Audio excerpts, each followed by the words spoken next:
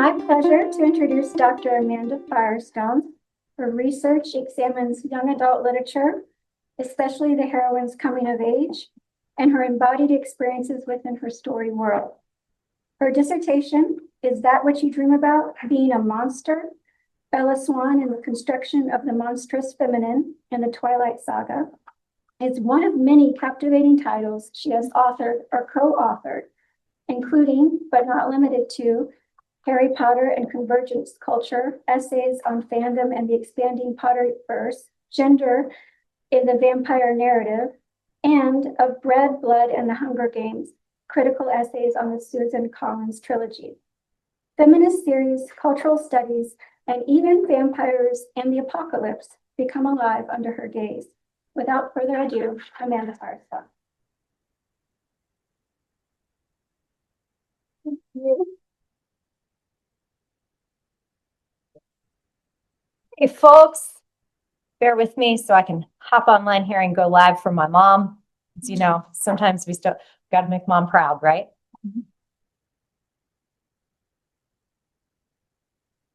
All right, there we go. Hi, everybody. Hi, welcome back. Thank you, Larissa. Thank you so much for that lovely introduction. I really appreciate you. You know, the Francelia Butler Conference of 2019 seems a little bit like a lifetime ago, but I'm so grateful that y'all asked me to come back as scholar in residence. It's a real joy to be here. Thank you.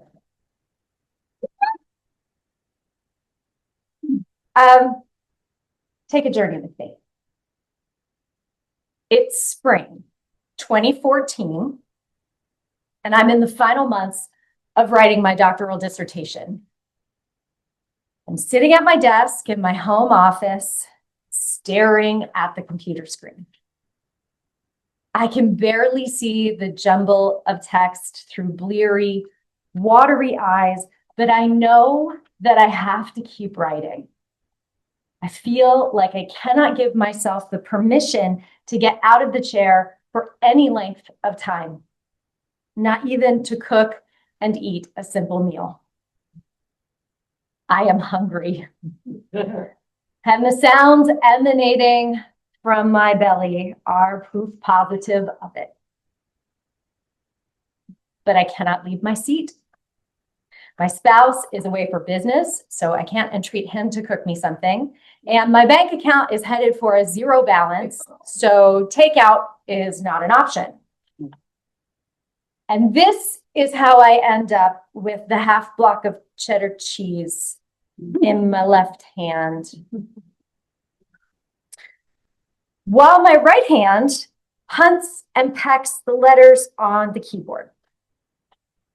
Before I finish gobbling the overwhelmingly deficient snack, tears are spilling down my face, and I just don't know how I'm going to find my way out of the trees. Most of you are familiar with the old proverb, cannot see the wood for the trees. It's an easy, oft-repeated shorthand for a situation in which it becomes difficult to envision the much bigger picture because the minutia of it all seems to obscure everything else. For lots of folks who choose graduate school, the path to the diploma becomes much more like a maze than a straight line. Like Little Red Riding Hood, the Pevensey siblings, Harry Potter, and Hansel and Gretel, the temptation or need to divert from the path can be immense.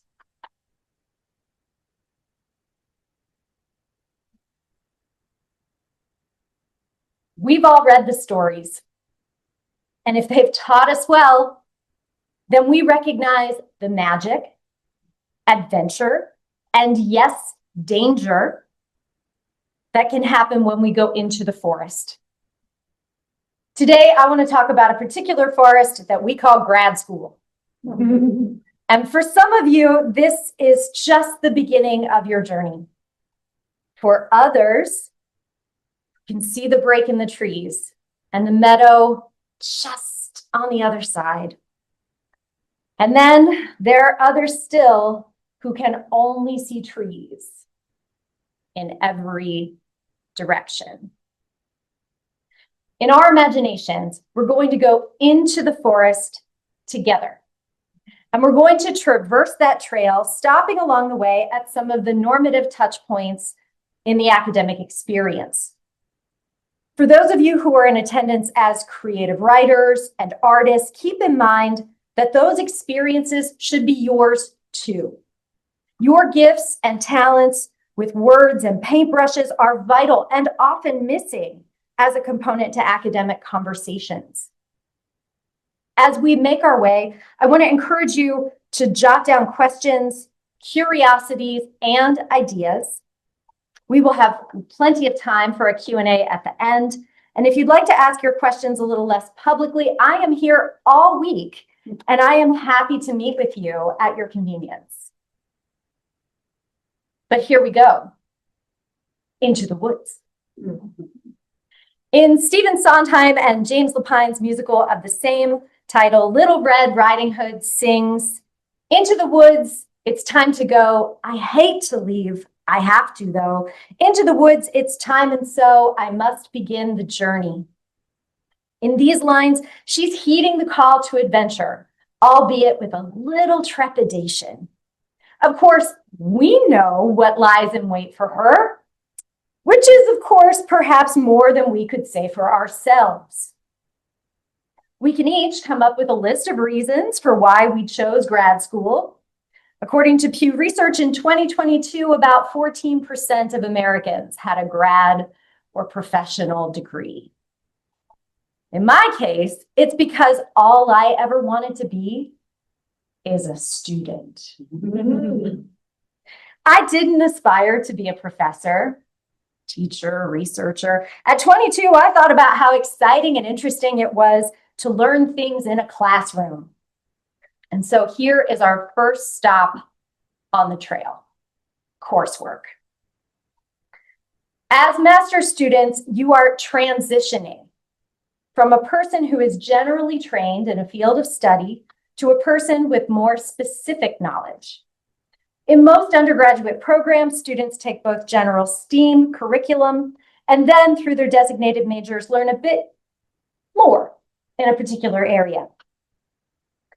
Your choice of master's degree could be the perfect extension of your undergrad. It might be a vast departure. Either way, the decision to carry on to master's work meant that you had a real desire to learn about children's literature, creative writing, or illustration. And ostensibly, you chose Hollins because you saw something in the programs, the professors, graduates, that said, this is the place that I want to be. Crucially, as my colleague Karen Gunther is quick to remind, someone thinks that you belong here, or else you wouldn't be here.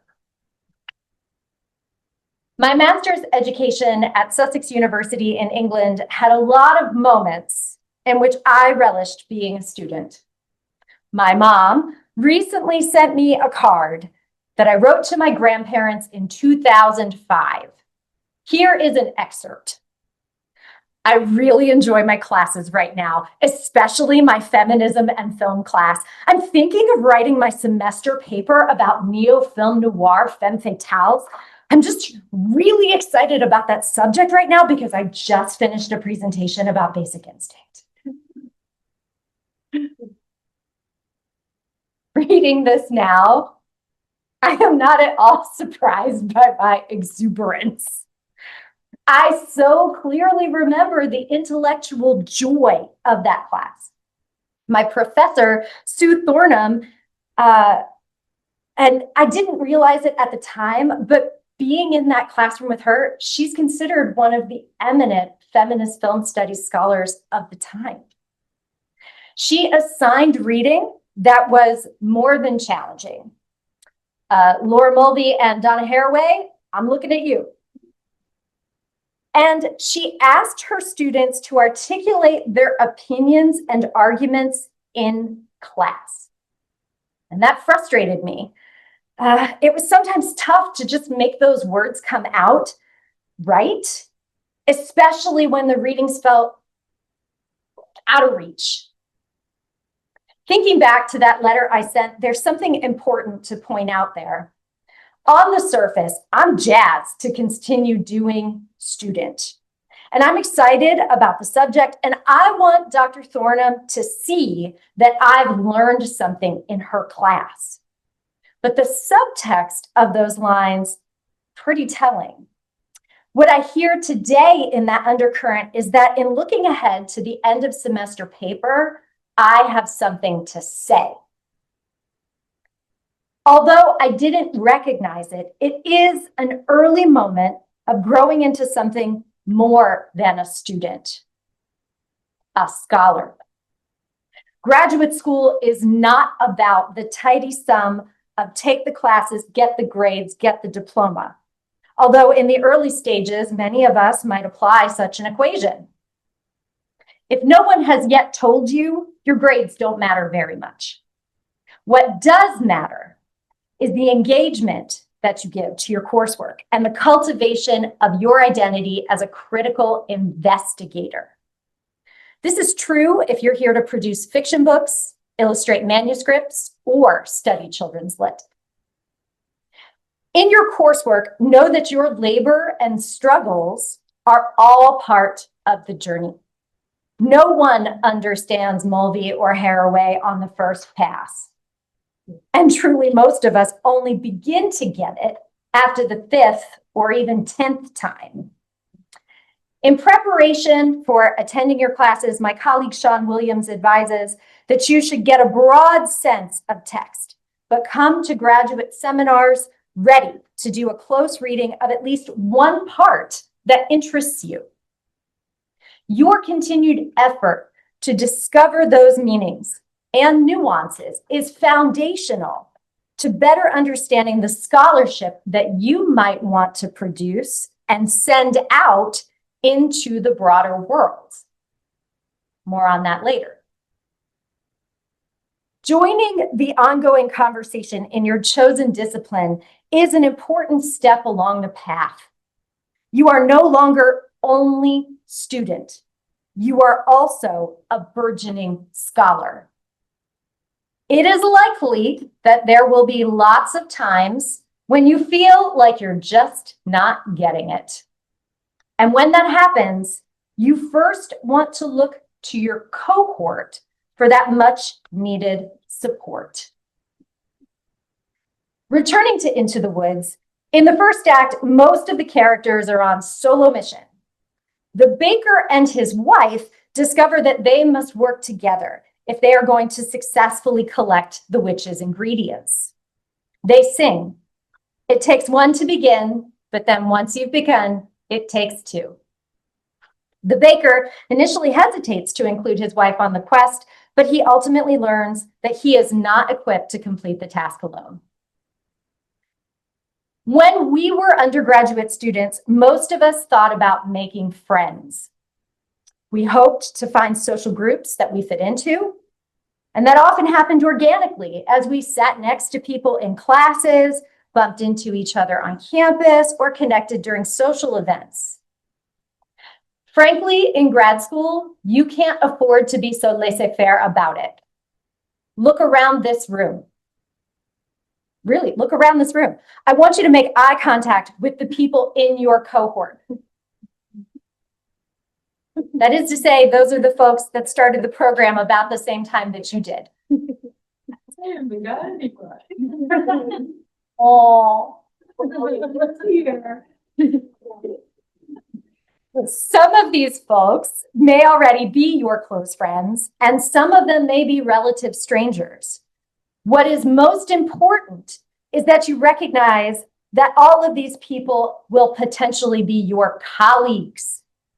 These are the people who will send you job calls, publishing opportunities, conference presentations, and speaking arrangements. Supporting each other now means that further down the road, in a different forest, you've got a whole network of people in your discipline who can look out for you and who you can look out for. No matter how each of you came to be here, the commonality of beginning a new thing at the same time is powerful. As my colleague Melissa Root told me, the relationships forged by essentially a trial by fire are strong. And as I mentioned, there are likely to be many times when you feel like you just can't get it. The reading seems like gobbledygook. The writing sputters from your fingers in drips and drabs. Inspiration to create art is slow to come. In those moments, don't go it alone. Look to your colleagues for help and support. And that could be as simple as a coffee date to talk through some difficult readings. It could be a writing exchange to hone editorial skills. It could be a shared sketching session to generate ideas. Whatever it might be, look to each other first. Who better to understand the demands and pressures involved than someone who is also experiencing them? While it is wonderful to create friendships, what is perhaps more important is to cultivate collegiality. Building positive professional rapport with each other and other members of your cohort will serve you much longer in your career. Once you complete graduate education, most of you will choose to uproot and go wherever your intended job market takes you. Long-distance friendships require a different emotional and labor investment than collegiality. Let's do a little thought experiment. It's the year 2045. You're teaching and researching at a R2 somewhere in the Midwest, or maybe you're writing and painting at an artist commune in Spain. Wherever you are and whatever you're doing, the call for the Children's Literature Association conference comes to your inbox. You see the theme and the host city and you think, I should really put something together for that. I wonder who else will be there. And hours later, as if by divine manifestation, you see another email from someone from your cohort querying if you will go to CHLA. Now, I want you to think about who that might be. It's 20 years down the road. You haven't seen that person in a decade. You reach out maybe 2 or 3 times a year, if at all. But you have the distinct memory of your time together at Hollins. Imagine that you see this person at the conference. You make time to grab a meal, maybe a drink, and catch up. Lots of shop talk about careers peppered with the personal. And then it happens. One of you says, you know, that might make a great article. What if we wrote it together? It's magical. That is just one scenario of what building collegiality gifts you. To be honest, this is a lesson I wish I learned in my master's program instead of later into PhD. I made no lasting ties to anyone in the program at Sussex. At the time, I didn't know what my professional future would hold. And although I considered doctoral work, it didn't occur to me that other people moving through the program could be my academic allies later on down the road. The forest of doctoral study might have been just a little more hospitable if I'd had a few colleagues to lean on. So, like the characters in Into the Woods, we're on our way. We started this journey as individuals, as students. We've thought about the coursework that we will do in order to gain specific knowledge in our discipline. And we understand that we have smart things to say and that we can make valuable contributions to the ongoing intellectual discourse. We are making that vital transition to owning the identity of scholar. We looked around the room and saw that one of our most valuable assets is our cohort. Directly while you're enrolled, you can be each other's best source of support And in the future, you can continue to extend that support by continuing to collaborate. Keep each other apprised of relevant projects, conferences, and professional opportunities. This will help to make your individual careers more robust, and it will have the added effect of growing an international network of colleagues. And if necessity calls, they might even help you face a giantess. But of course, when we enter the forest, it's often useful, if not necessary, to have a guide or two who can help you along the trail. In the musical, it's the narrator who performs this function, informing the audience of contexts and details that are already evident to the characters. In graduate school, it's not enough to have a guide. What you really need is a mentor. Most of you have, at some point, worked with an academic advisor. As undergrads, you saw this person maybe once or twice a year. They showed you the requirements that you needed to fulfill and gave you some sense of some classes that you might pick. And that person might have been someone within your field of study, or it might have been someone who was a professional advisor. Regardless, your purpose in those meetings was for that person to tell you what the clearest path to the diploma was. But as we've established, that old equation just doesn't work. The goal now is to develop as both an intellectual and practitioner in your chosen discipline. And not only that, but to become acquainted with the potential profession that you are moving toward. Academia has a very particular structure to it, as does the publishing industry. There are a lot of rules, mores, politics, and processes to navigate. It is prudent to build a relationship with a person or two that intimately knows that world. It's important to know that it's up to you to identify who you might like as a mentor. Don't assume that someone in this program will become your de facto mentor, that they will just step in and take you under their proverbial wings. The advisor you were initially paired with, or the faculty member that has provided you a lot of feedback on coursework, they might feel like an obvious choice, but you need to take time to consider someone who will not only understand your goals and ambitions, but who will challenge you when you're feeling stubborn or sorry for yourself. Because yes, that will happen at some point. And once you identify who that person is, don't assume that they are readily available to mentor you. Good mentorship requires a lot of labor and a lot of empathy. Folks who strongly believe in mentoring know that it comes with a significant emotional investment.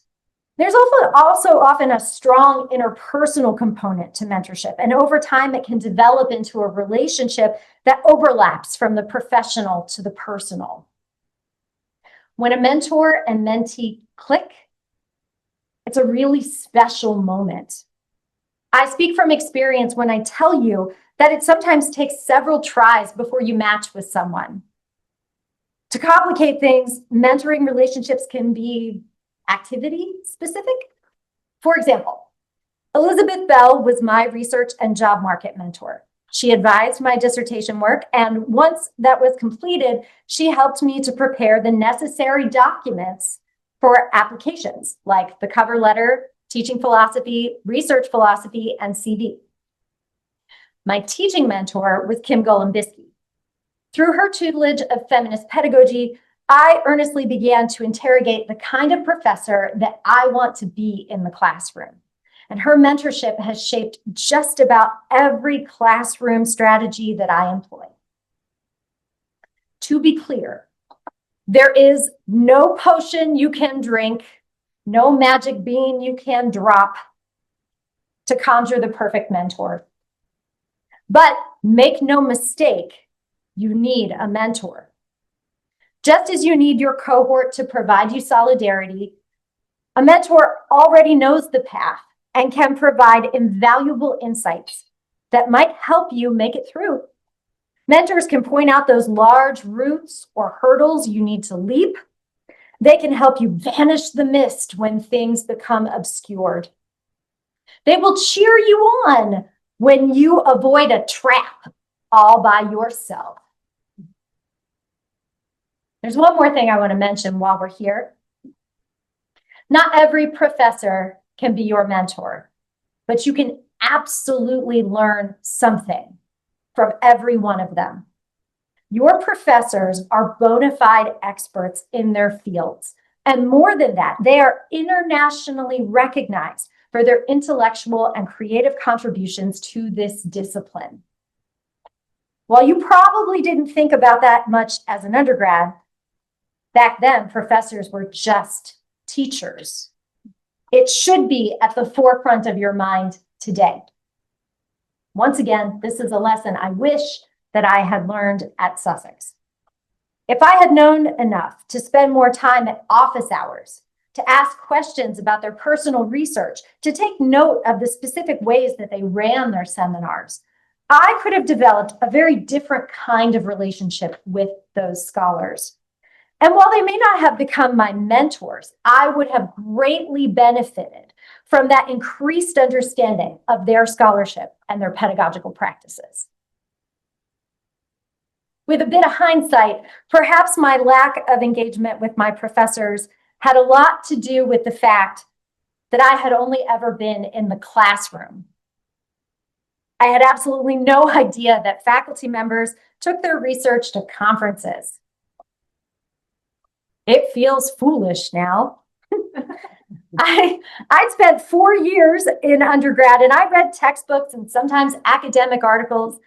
And somehow it never occurred to me that actual people had to write those things. That the teachers at the front of the classroom and other scholars like them were responsible for the sizable amount of what I studied. I wrote lots of papers in college.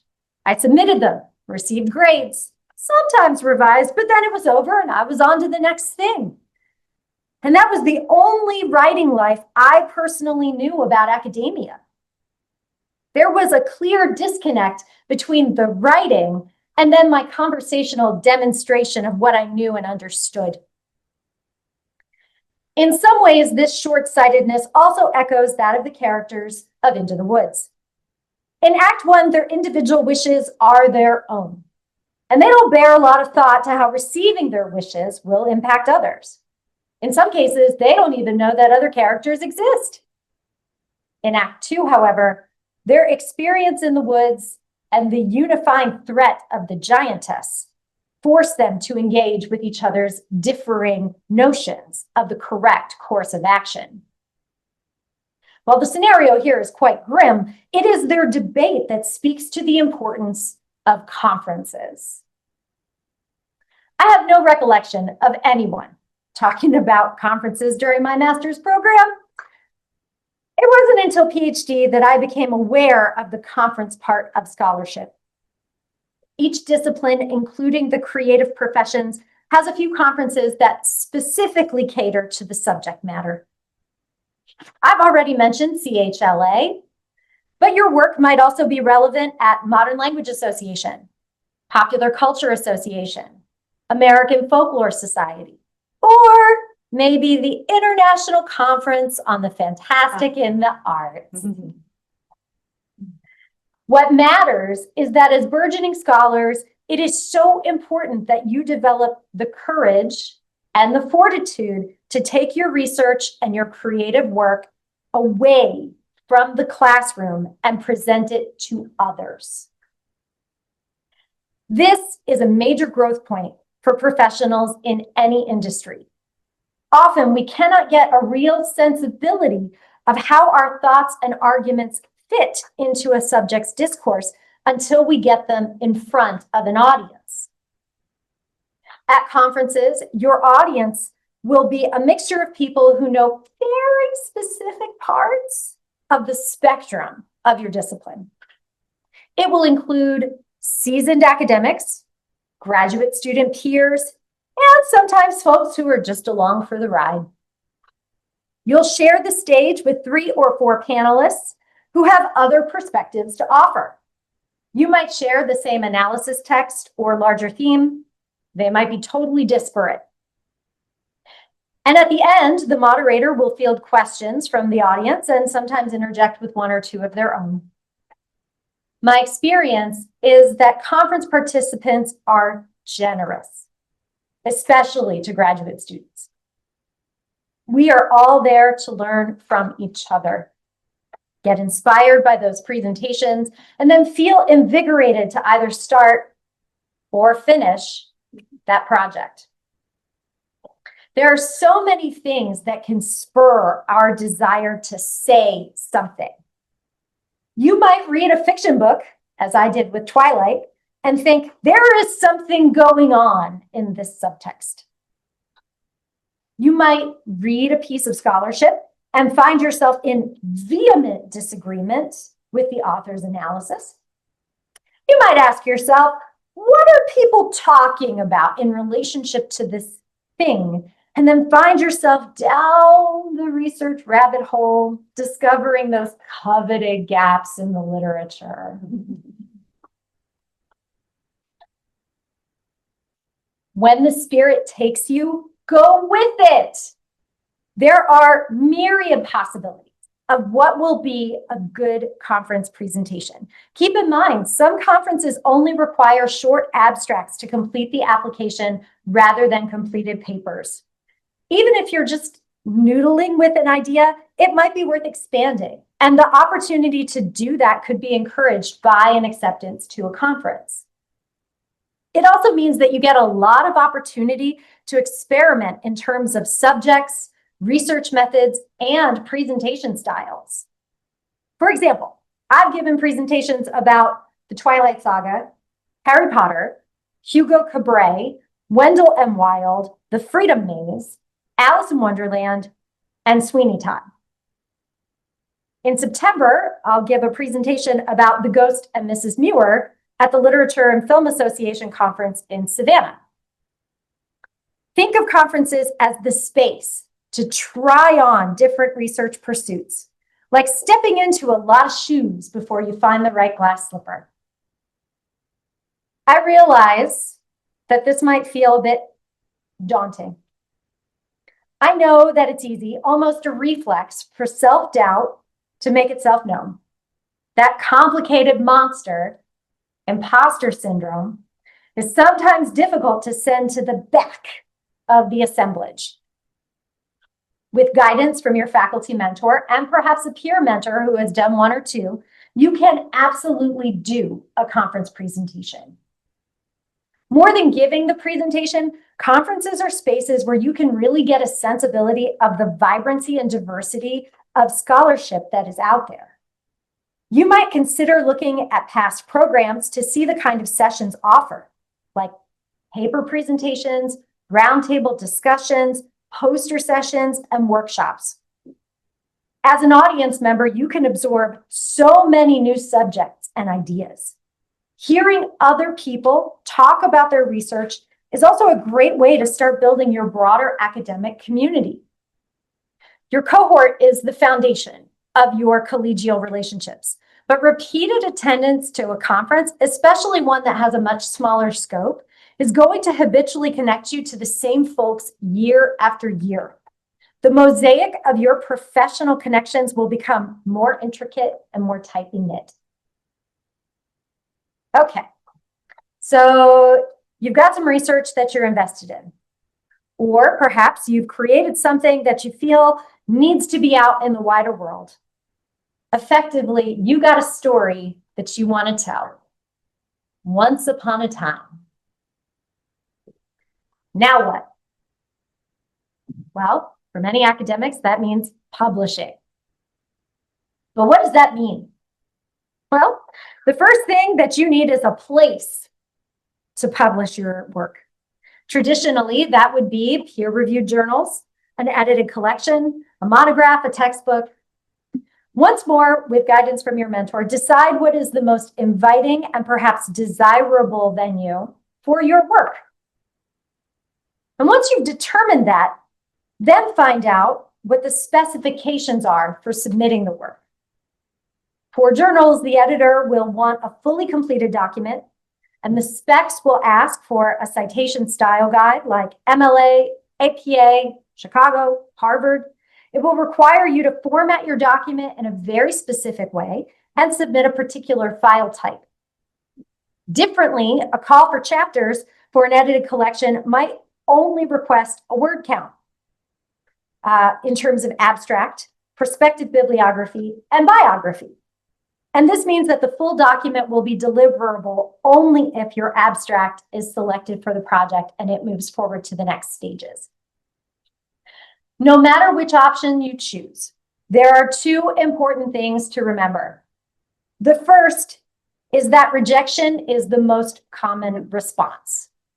Always expect rejection. I don't say that to discourage you. Once a manuscript is out of your hands, there are a million things that have to happen in order for that thing to be published. Some of those things are concrete, statistical. Others are extremely subjective. For example, Lisa Clark and I have now co-edited 3 books. For our book about convergence culture and Harry Potter, we finished the text with 13 contributor essays, not including my own. We had almost 60 abstract submissions. As we pored over those documents, we made strategic choices based on themes that emerged, the newness of the scholarship, the clarity of the arguments, and yes, the quality of the writing. It is always difficult to tell someone no when they've made that effort to reach out and take that chance. We had to say no more than 40 times. We also make it our policy that with the no, we want to encourage those writers to keep trying, to send that abstract or manuscript somewhere else. In some cases, we had something we really liked, but it just didn't fit with the scope of the book. The second and more important thing comes to you from my academic bestie, Alicia Menzies. That is, believe in your own brilliance. Invest in yourself and know your intellectual worth. When we were working through PhD at the University of South Florida, she saw the film Precious.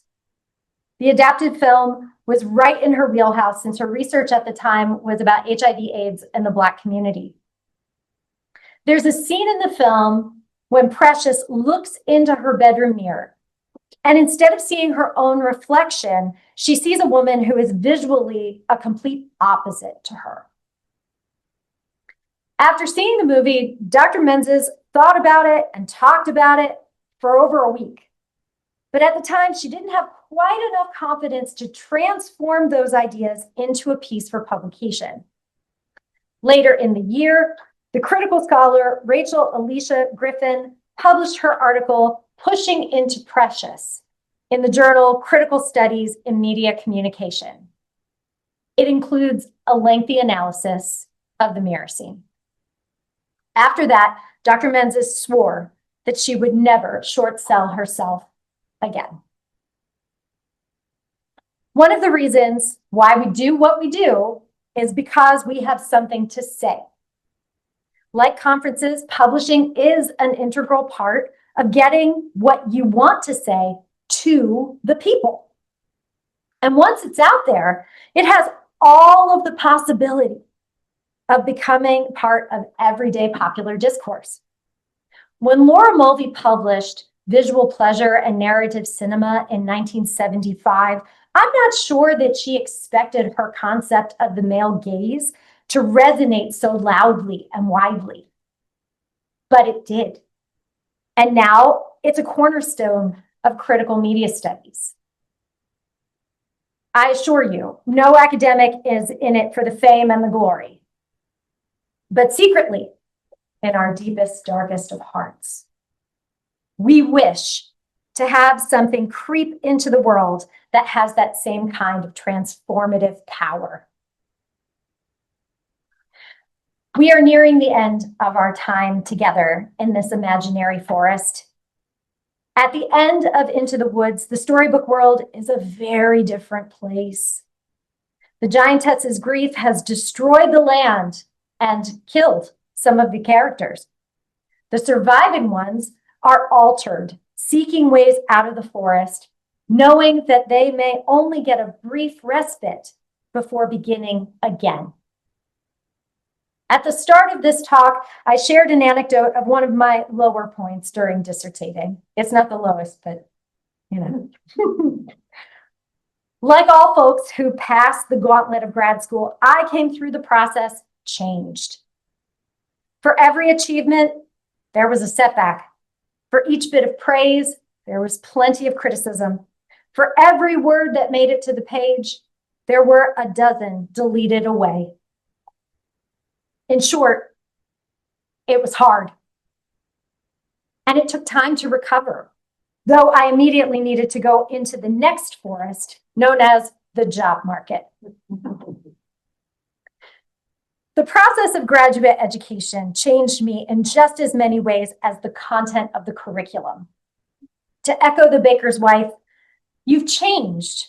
You're thriving. There's something about the woods. It's not just surviving. You're blossoming in the woods. And that's true, because while the work is hard, and it's common to feel lost and insecure, you're also bit by bit transformed into a person who does understand the knowledge, who does possess the skills that you aspired to at the beginning of the journey. That work is, for most people, perpetual. If we stay curious and invested in that growth, knowing it's not a straightforward path to walk, but worthwhile to do so, then we not only become our better selves, but we also become much better scholars and colleagues. As Little Red says, isn't it nice to know a lot and a little bit not? Thank you.